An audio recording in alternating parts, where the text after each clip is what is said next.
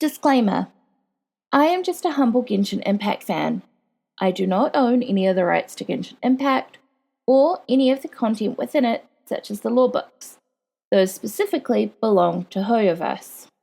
What I do have, however, are friends with things like learning disabilities, such as dyslexia and ADHD, or very little free time, making reading the lore books either in-game or on wiki pages hard for them. Our solution to these problems has been for me to make these recordings so that they can listen to them and still get to enjoy Genshin lore like the rest of us. I have chosen to upload these recordings to YouTube as a way of sharing them with other fans within the community who might be in similar situations. I am admittedly no voice actress, trained narrator, or video editor, but I have tried my best, so please be gentle with me. Therefore, without further ado, let's get into today's story. Conch Echoes. A tale passed down in this land since the earliest times, telling of children who spoke bearing conch shells in the empty frontier wastelands. The original author has long since been forgotten. Volume 1. Sold by Dabbit at Mimi's Brunner Books in Nashatown. Give me the conch from your hand and we'll trouble you no more, said the handsome young man who had arrived at the bonfire with his followers and was now idly fiddling with the blade in his hand. This was their 30th night in the desolate land of exile, which the boys and girls secretly called the Outlands. The blade that once felled trees, cut grass, pried open fruits, and silenced a great many not of their group was no longer as sharp as it used to be, and the adults who sought to control them by force had died before ever drawing their own blades from their sheaths. Now, no one even knew where its scabbard had been thrown. "Are you sure you want this conch?" The boy holding the conch was the most diminutive of them all, and hence they called him Shorty. "Yes, I do." "Why?" "Do you really need to ask why?" the handsome young man said with a smile. "Didn't we all agree on a rule, Shorty, that whoever is holding the conch has the right to speak?" Yes, this was the secret pact made by the children around the bonfire to resist the adults who had made slaves of them. To survive this desolate land and break free of their grim status as exiles, the children made a pact. A leader would be chosen from their midst, a child like them, clever and capable of guiding them through hardship. One who would stand with them, yet not fear strength. This was the person who would hold the conch and become the leader of all the boys and girls. Secreted from the beach during the day's labor, right under the adults' noses, proof that they were not infallible. As childhood fades, so does the belief that elders are all-knowing superhumans. For most, this perhaps leads to some disillusionment, but for these youths, it might not have been the worst thing to learn. And then, the ideal order did not arrive. Or rather, the bestial cruelty in the hearts of these children yet unquenched was becoming more rampant without anyone to suppress it. For if violence was capable of overthrowing everything, why should those who could wield it not seize everything through it? This included the conch and everything it represented to the children's secret pact. "So you think you can hold the conch?" "I was the one who put in the most effort, and I got the most in return. What's more, I'm the one holding the blade now." "Then you will be the one who commands us all."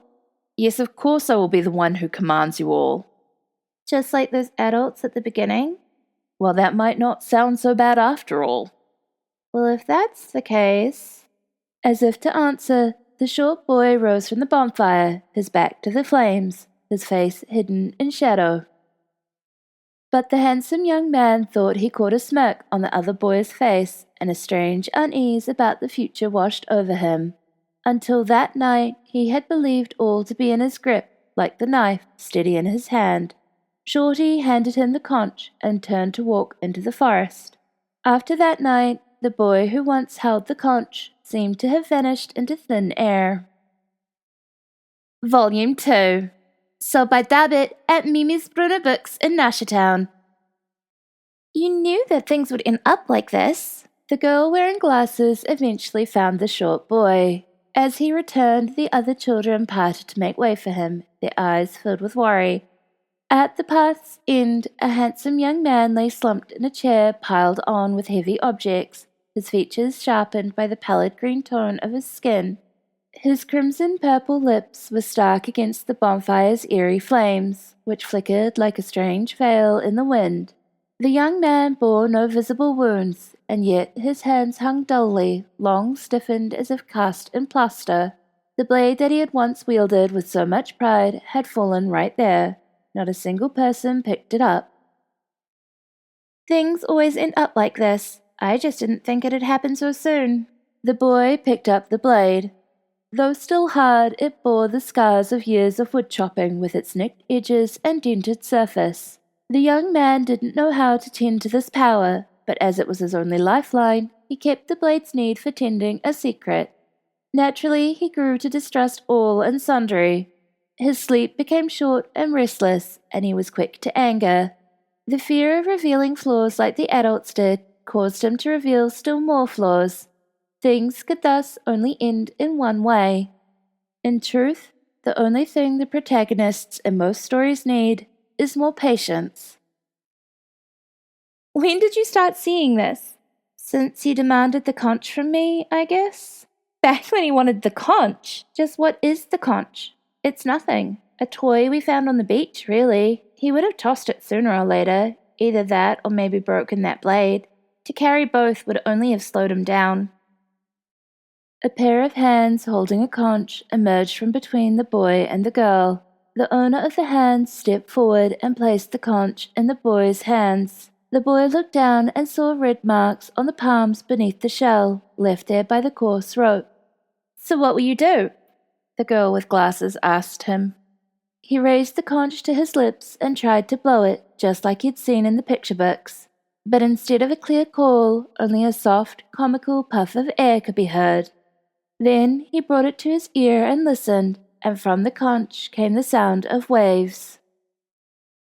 "We shall build a town here and make it an Elysium for boys and girls. No one shall monopolize the conch from now on, for it belongs to all of us. Anyone can hold it and speak their mind. But all of us will grow up one day, and will become the adults we don't want to be. Don't worry, it's okay. There's always a tomorrow, and there will always be other children. If they don't like who we become, they can shatter our world with their own hands."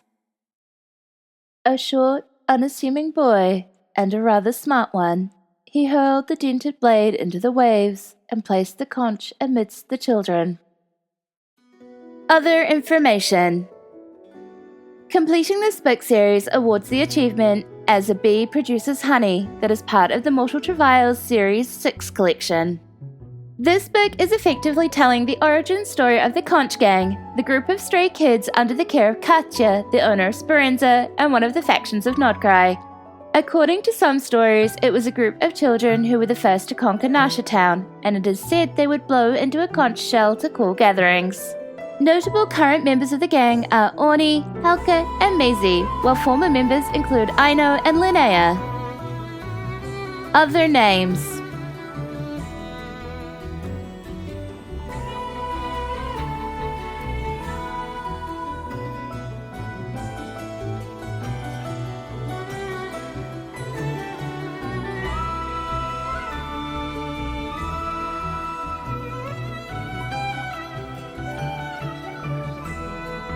Sources.